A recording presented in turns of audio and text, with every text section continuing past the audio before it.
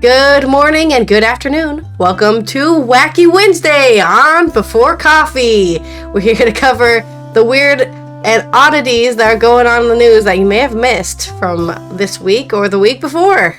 Today on Before Coffee. First bungee jumper died. We wanted to try things out. And pilot accused of trying to crash plane in the U.S. We have two more making a deal to squeal. Jenna Ellis and Mark Meadows, come on down. Shocking levels of racism are rising in Europe, finds a report. And in other news about dropping dimes, 4 thieves get caught after stealing 2 million dimes. Scent of the afterlife. Scientists recreate the fragrance of an ancient Egyptian mummy. Those stories and more on today, which is National Greasy Foods Day, October 25th, 2023 edition of Before Coffee.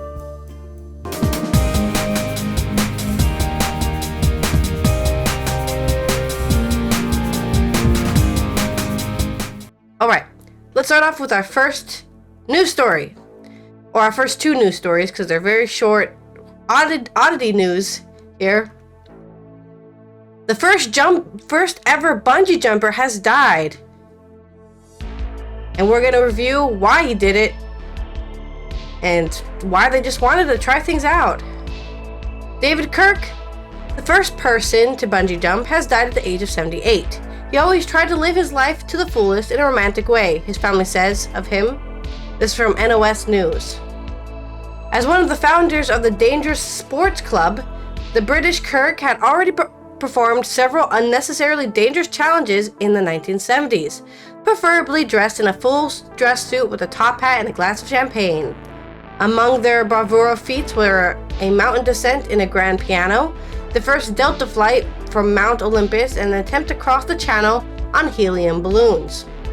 On April 1st, 1979, the group of friends decided to jump on elastic from the 100-meter high Clifton Suspension Bridge outside of Bristol.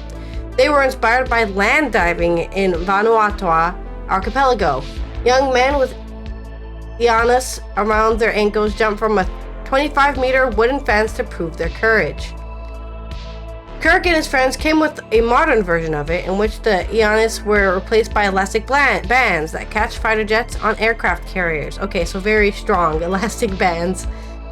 If it can catch an aircraft on a carrier, it can catch a human.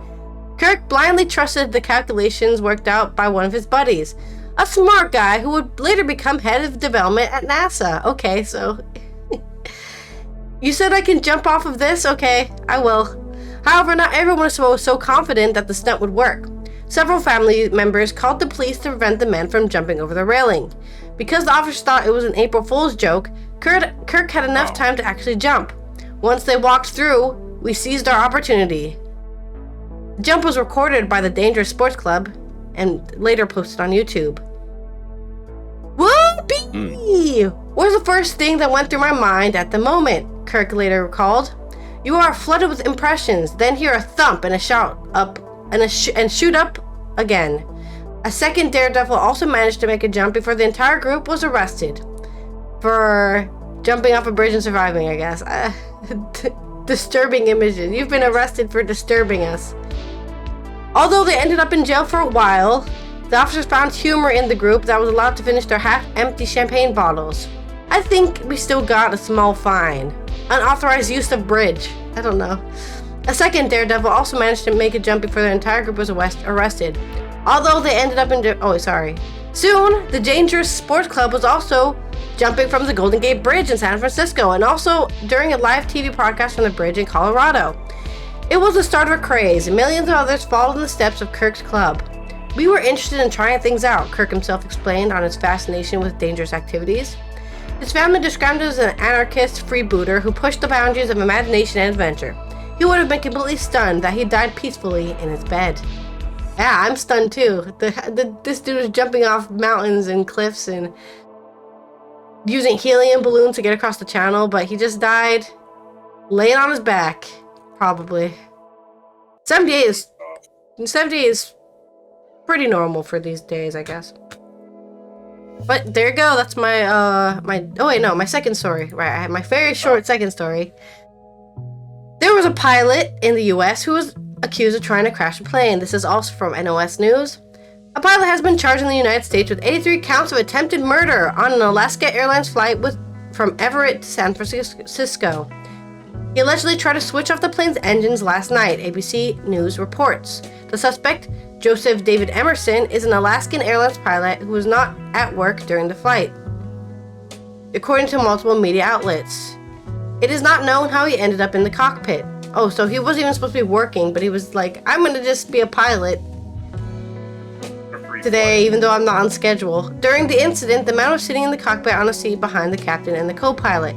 They responded quickly, so the plane, with 80 passengers aboard, did not encounter any problems. After the incident, Emerson was allegedly overpowered by crew members and tied to a chair. The plane was then diverted to Portland, Oregon. There, Emerson was handed over to the police. Oh, I can explain what this is. So there's a thing in with pilots and crew members that if you need to go somewhere on a flight, you can just ask, can I take the third seat behind the pilot? It's a free seat for working for the company. Jump seat. Yeah. It's called the jump seat. Yeah, you can take the jump seat as a free ticket, basically. Oh, are you guys headed to San Francisco? Oh, I need to go there. Can I take the jump seat? And then they take the jump seat. They get a free flight because they work for the company that runs the airplanes, right? So that's probably why he was in there. Because he said, oh yeah, I'm headed to San Francisco. And they're like, okay. And then he was like, hey, what does this button do?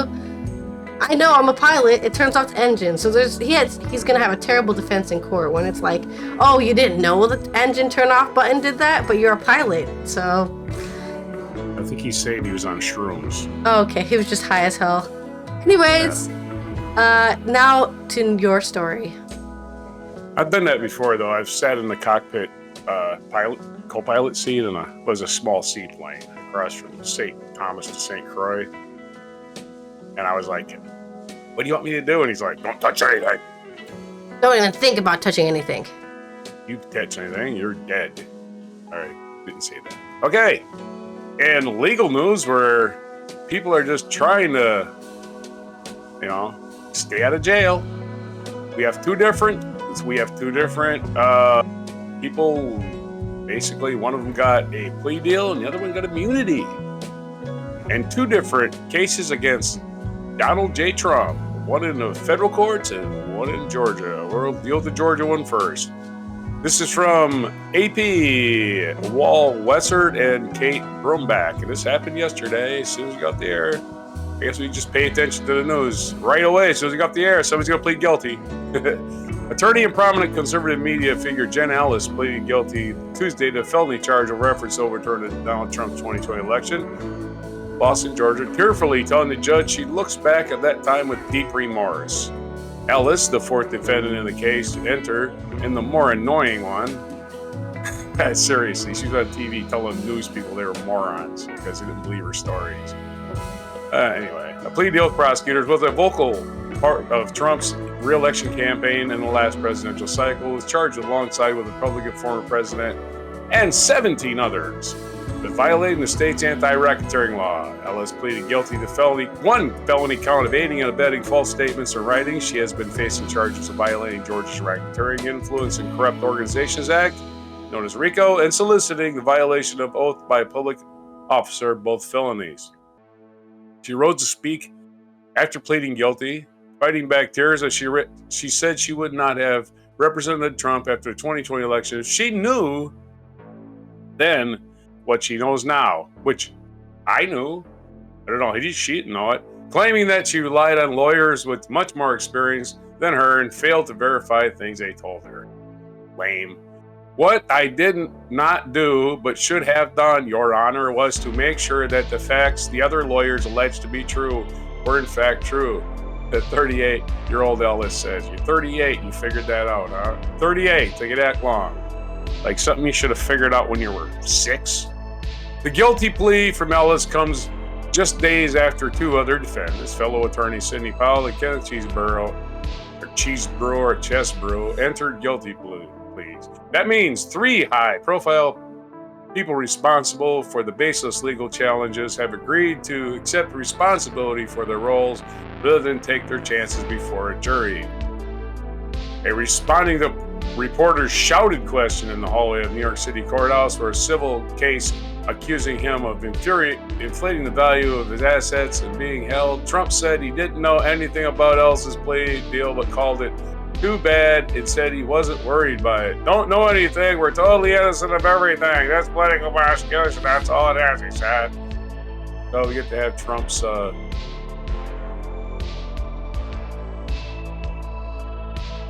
so Trump is just, again, trying to deny he did anything wrong. So we have that plea deal. So she's not going to get any jail time. I'm trying to figure out how much time she's actually getting. She was sentenced to 5 years of probation, along with $5,000 restitution, $100 of community service, writing an apology letter to the people of Georgia, and testifying truthfully in trials related to the case. In other squeal of fortune news, we have Mark Meadows in a different case. This is the one about election interference, but it's the federal case. Ex-Chief of Staff Mark Meadows. This is from ABC News. Breaking this one, Catherine Fodders, Mike Levine, and Alexander Malin. Ex-Chief of Staff Mark Meadows granted immunity. Tells special counsel he warned Trump about 2020 claim, 20 sources say. Former President Trump's final chief of staff in the White House, Mark Meadows, has spoken with special counsel Jack Smith's team for at least 3 times this year, including once before a federal grand jury, which came only after Smith granted Meadows immunity to testify under oath, according to the sources familiar with the matter. The sources said Meadows informed Smith team that he repeatedly told Trump in weeks after the 2020 presidential election that the allegations of significant voting fraud coming to them were baseless, a striking break from Trump's prolific rhetoric regarding the election.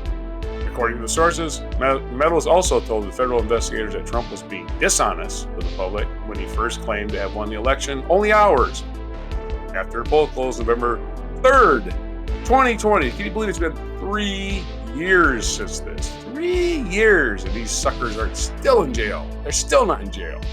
Unbelievable. So, the description of what Meadows allegedly told the investigators shed further light on the evidence Smith's team has masked as it prosecutes Trump for allegedly trying to unlawfully retain power and spread lies about the 2020 election. The descriptions also expose how far Trump loyalists like Meadows have gone to support and defend Trump. According to Meadows' book, the election was stolen and rigged with help from allies and liberal media who ignored an actual evidence of fraud right there in plain sight, and anyone accessed and analyzed, except nobody found it and it never existed.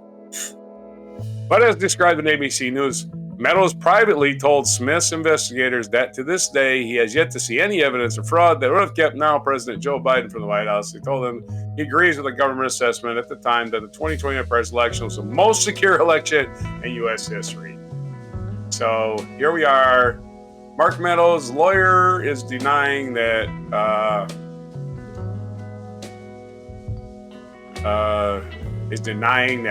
this story is 100% true, but he's not denying that he talked to investigators. So he did. Otherwise, he'd be getting charged, I'm pretty sure. Your story. Every time these people just surprise me with their brains, like how their brains work and what's going on there. I did. What, you mean part about I didn't know? Yeah, I was completely goofball. Yeah, the entire world was laughing at you, but you thought you said he was like legit. 38, really? Right? So at 38, he was like, wait, yeah. This is bad? She, sorry. Yeah. Well, I said they. Yeah. Anyways, yeah. Into shocking news coming out of Europe. The levels of racism are rising. Oh, wow. I could have told you that from all the anti-immigrant stuff that's going on. This is from Joshua Askew on Euronews. From schools to the job market, housing and health, Black people face pervasive and relentless discrimination, a EU report has revealed. It's probably because, unfortunately, like also Asian people, they're very noticeably different than everyone else. So it's really easy to say, I don't like you because I can physically see your difference. I don't care who you really are. Yep. The whole world is anti-Black, by the way. Just for anybody who doesn't know. It's a fact. Okay. The European Union Agency of Fundamental Rights, FRA, found that people of African descent routinely face racial discrimination, harassment, and violence in all aspects of their lives. Imagine you apply for jobs but never hear back. That happens to me too, so I guess I'm Black now. I'm just kidding. It's a joke. Apply for jobs and never hear back. Yeah. That's a big deal. In Europe, it's actually normal for you to always get called back, even if they don't accept you. So when it doesn't happen, it's actually a rarity. I think that's why they say that. Because in Europe, it actually is weird to never be called back. In America, I guess it's normal. Imagine you search for your home for your family, but are never successful. You get denied. Imagine you experience harassment or violence that leaves you deeply traumatized, wrote FRA Director Michael O'Flaherty in his report. This is the reality for many people in the EU today just because of the color of their skin. The FRA found that almost half of all black people in the EU member states experience discrimination, a rise since the last report in 2018. Let us say this yet again. Racism has no place in Europe. Being confronted with the true scale of racism is both shocking and shameful. These findings should be a wake-up call for action on equality and inclusion for people of African descent, wrote O'Flaherty in the foreword. Around 6,750 black people were surveyed by the FRA in 13 EU member states, including Austria, Belgium, Denmark, Finland, France, Germany, Ireland, Italy, Luxembourg, Poland, Portugal, Spain, and Sweden. Okay, so they asked Luxembourg, but they didn't ask the Netherlands, which famously should be asked because they have the whole Black Pete thing going on. But, okay, Luxembourg though. They asked Luxembourg. 10 people they could find. It revealed that 45% had experienced racial discrimination, a jump of 6% from the 39 in 2015. However, the report added that much racism is not visible or remains undetected. Microaggressions. Some of the worst results were recorded in Austria and Germany, where far-right parties are surging in the polls, though racism was pervasive and relentless across the bloc. Approximately 3 out of 4 black people in Austria, that's 72%, and Germany, that's 76%, said they had faced discrimination in the last 5 years. The racism documented by the FRA had a pervasive impact on people's daily lives. 1 in 4, or 23%, respondents said they had been prevented from renting a property due to their racial or ethnic origin. Now, not to be a devil's advocate here, but as a person who also has brown skin, sometimes I wonder if that's just in your head. Oh, they denied me because I have brown skin, or they denied you from some other reason they're not telling you, right? You can never really know, but I think people who face discrimination commonly always go straight for the race card because it's the easiest thing to, like I said, it's physically on you. So it's like they just looked at me and said no, you know? That's easier to think of than, oh, they actually denied me because of some complicated red tape reason that I don't know anything about because I'm not a freaking house renter or whatever. But it's easy. I'm just saying it's easy to say, it's because I'm black, isn't it? So Yeah, it's true. I'm not sure if they...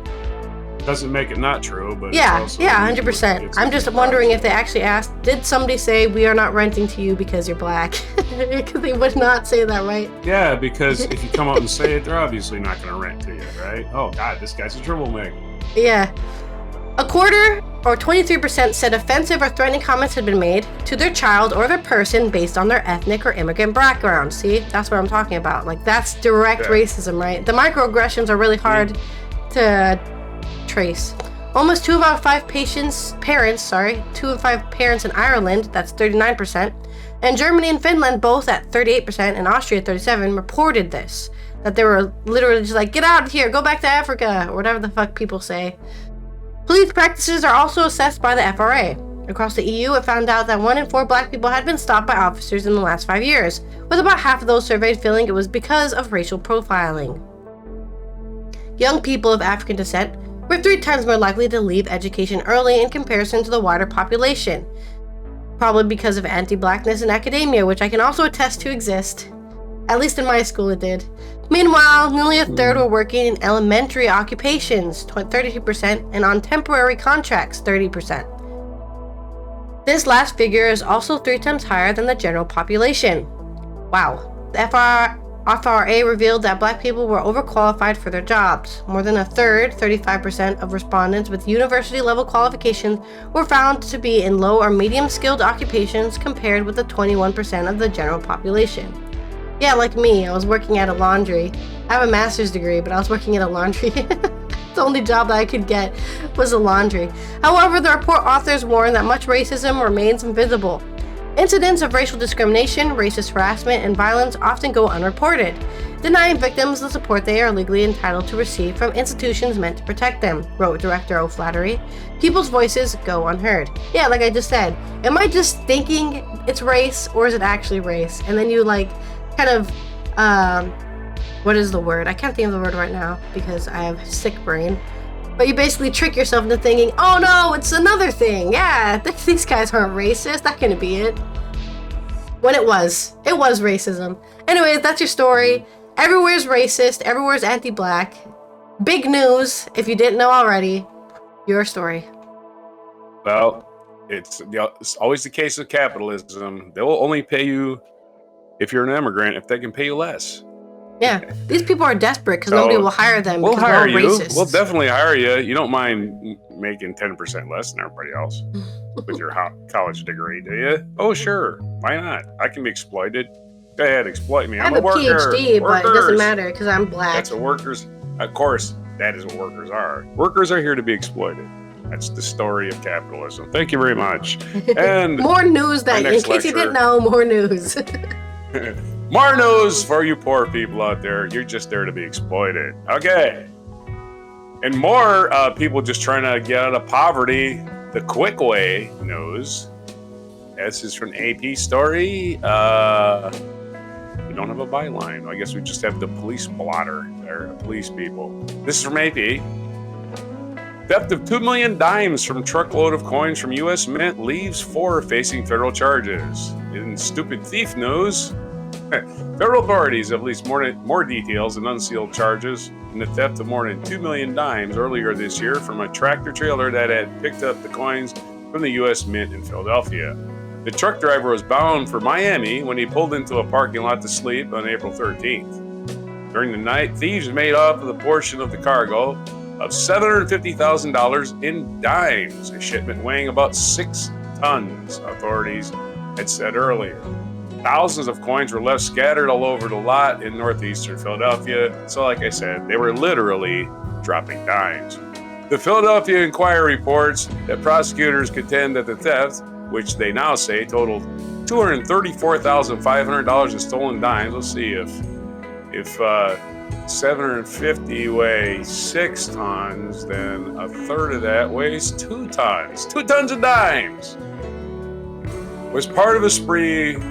Robberies from tractor trailers passing through the region that also netted the thieves frozen crab legs, shrimp, meat, beer, and liquor. And of course, 2 tons of dimes. Detectives said at the time that the surveillance video showed 6 men dressed in gray hoodies and armed with bolt cutters approaching the truck in the middle of the night and breaking into it and loading the coins in the smaller bags into a waiting truck. The indictment unsealed Friday alleges that after the theft, thousands of dimes were converted into cash at coin machines in Maryland or through deposits in at least 4 different suburban Philadelphia banks, the newspaper reported. 4 Philadelphia men, 25-year-old Rakeem Savage, 31-year-old Ronald Bird, 31-year-old Hanif Palmer, and 32-year-old Malik Palmer face conspiracy, robbery, theft of government money, and other charges. Messages seeking comment on the charges were sent Monday to attorneys for Savage and Malik Palmer. Court documents don't list attorneys for Bird and Palmer and Hanif Palmer. Don't list attorneys for Bird and Hanif Palmer, and messages could not be left at the number listed for the latter. So no comment from the defendants, but here we are, as we say, over $2 million, 2 million dimes, and they foolishly got caught trying to deposit them in the bank and trying to run them through cash machines right away. It's like, hold on to them. You got $230,000 in the frickin' in coins. What do you need to put them in a bank for? Nobody's gonna steal it from you. People are stupid. I mean, you're gonna spend it a dime at a time, but still, you got that kind of money. You might as well just live it up casually, not go, hey, let me get this money in the bank and get caught. All right, that's it. My story. Just a quick bewilderment. Just okay. Hold on to the dimes. Yeah. Sell the crab legs. Like the old, leave the gun, take the cannoli. The old Godfather tried and true maxim. Okay, in culture news, scientists recreate the fragrance of an ancient Egyptian mummy, in case you wanted to know what that smells like. This is from Theoferent and AP. What if you could smell history? Well, researchers at Germany's Max Planck Institute have unraveled the ancient scent of mummification used on prominent Egyptian women, Senetne, around 1450 BC. It's been thousands of years, but still, much of ancient Egypt's mummification practices remain hidden in history. But now researchers are sniffing out new clues. Using cutting-edge technology, experts at Germany's Max Planck Institute have successfully identified and replicated the fragrance used in the mummification process of prominent Egyptian women. The focus of the team research revolved around the substances employed to embalm the noblewoman Senetne around 1450 BC. Her remains were unearthed in the Valley of Kings in 1900, by renowned British archaeologist Howard Carter, whose fame soared in 1923 when he uncovered the tomb of Tutankhamun. Now, Denmark's Mosgard Museum is revealing the smell. Oh man, we were just there! We could have smelled the mummy! Inviting visitors to journey back in time through their sense of smell as part of the new exhibition into ancient Egypt's fascination with the afterlife. Tiny residual samples were extracted from 2 canopic jars, once containing the Egyptian noblewoman's Senetne's lungs and liver. Barbara Huber, the lead researcher from Max Planck Institute, explains, "We only had remains, tiny traces of mummification balm, the substances that she was covered in for the afterlife. We took samples of these canopic jars and then analyzed the mummification balm. And based on the molecular composition of that, we could identify the ancient smell of eternity or the afterlife. Upon examining its molecular composition, the team discovered that the balms consisted of a complex mixture of beeswax, plant oils, fats, resins, and balsamic substances, and more. Experts assert that this blend of ingredients not only sheds light on the mummification process, but also illuminates the extensive trade routes of ancient Egypt during that era. We see in this single case that we have plants from Central Europe, we have plants from Southeast Asia, we have plants from the Mediterranean. Many things are local in Egypt, locally available, such as beeswax, and all of that came together in the mummification balm," explains Huber. Wait, let's stop right here and think of one thing. Maybe those plants used to all be in Egypt too, and then they just spread and then they died off in Egypt. I hope they're thinking about that, right? They always say, oh, you can only find this plant now in Syria or whatever. It's like, okay, but you don't know if it was everywhere. Just because you found it somewhere doesn't mean it was traded. That's all I'm saying. Huber and her team suspect that one of the ingredients could be resin from a damar gum tree exclusive to Southeast Asia. Maybe exclusive to Southeast Asia. I don't know. Are they tracing the family tree of these plants, or they're just like, oh, well, we can only find it here, so it must be from there. If this is accurate, it could indicate that ancient Egypt's influence extended up to 4,000 kilometers. So what does it actually smell like? To recreate the fragrance of Senetne's mummification balm, Huber enlisted the expertise of the French perfumer Carlo Calvez. Out of 20 formulas, one was ultimately chosen. Calvez describes the scent as woody, resinous, balsamic, aldehydic, very warm and powerful, and notes that one of the primary ingredients, Lentiscus pistacea, evokes memories of holidays in Greece. It's a little bit like if you were to walk through a forest for me, all those kinds of tree resins that you would experience, says Huber. The Mosgard Museum in Denmark hopes their exhibition will open a portal to the past. This will, I hope, bring people back to something which is now 4,000 years gone, says Terp Lorson, the head of Mosgard's Oriental Department. They're still calling it the Oriental Department. Good God.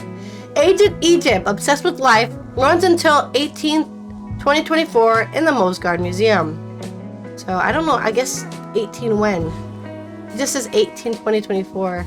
So I guess a year from now. It didn't give me a month. It just says 18/20/24. So at some point on the 18th of a month, it will no longer be available next year. I don't know when. But there's your news. You can go smell a mummy, or the bone on the mummy, not really the mummy itself, because that probably doesn't smell very good. In this day in history. Visit your mummy. Yeah, visit your mummy. All right. Visit your mummy.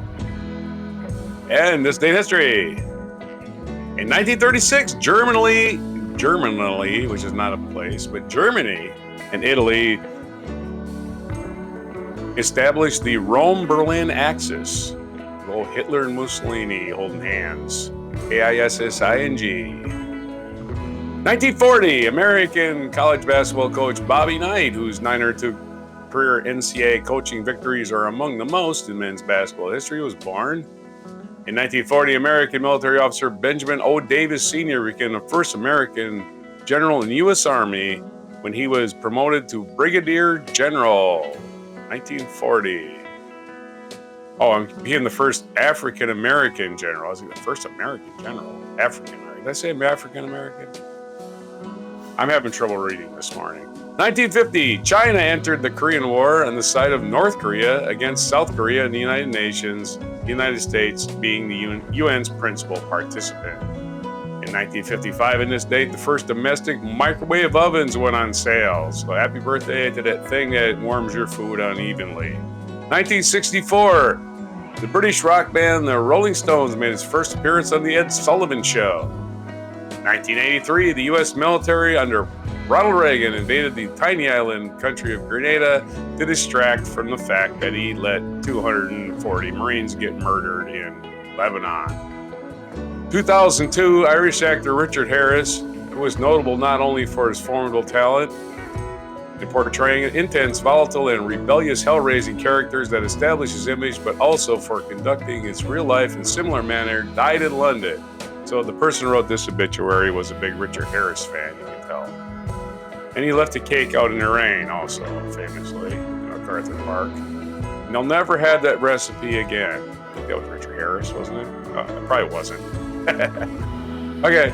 English triumph at Agincourt is your featured event in 1415. On this day in 1415, the English armies, led by Henry V, scored a decisive victory over the French in the Battle of Agincourt in the 100 Years' War. It was really decisive. What did it decide the war? Paving the way for the further English conquest successes. 100 Years' War. Imagine they didn't name it that while it was going on, huh? When is this war getting over? Another 40 years. Oh, shit, that's right. It's 100 Years' War. Anyway, little humor. Tiny bit of humor. Our featured biography is Pablo Picasso. Born on this day in October 1881. And died on April 8th, 1973 in Moguins, France. He was born in Malaga, Spain. Famous birthdays today. Katy Perry, 1984. We already covered Bobby Knight. Peter Nauer, Danish astronomer and computer scientist, born in 1928. Klaus Barbie, Nazi war criminal, born in 1913. And we already covered Picasso.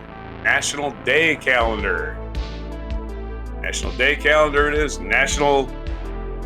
Go from the bottom. It's Chucky the Notorious Killer Doll Day. Okay. Somebody decided to promote that movie about the doll that kills people and make a day out of it.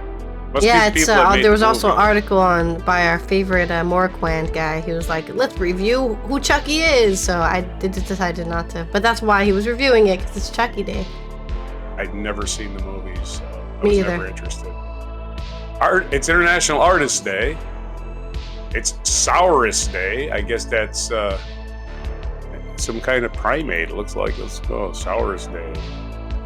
Oops, I clicked on the wrong thing. Try it again. There, should click on a picture. Saurus Day. It's on the heels of Sweetest Day, the sourest day of the year. If it's life giving you lemons and you feel like Grumpy Gus, this day is for you. So, be a sourpuss all day. That's what they're telling you. Okay, be a sourpuss today. You can be one. It's only Wednesday. It's okay to be a sourpuss. And National Greasy Food Day, and it's National Merry Music Day, MERRI, which happens to be a Jamaican music. Jamaican merry music. And that's the number of days that it is today. For you, back to you. And me, that's the days that is today. Okay, let me just do a thing here. And yes, Richard Harris did sing MacArthur Park. I was right about that famous actor. All right, well, this has been Allison here from the Netherlands. Not surprised that racism still exists. And you need to keep fighting against it so that it will not exist one day. You have to keep fighting. Running up that hill, as that one song goes. And we'll see you tomorrow on Thursday for whatever the hell we want to talk about on Thursday. And this is Roger. Well, maybe we'll spin the wheel tomorrow as people keep flying off the wheel of fortune before we can pull them off. But yes, justice is going to finally prevail. We must have confidence in that. October 25th, 2023 edition of the Comprehensive News of Planet Earth on Before Coffee.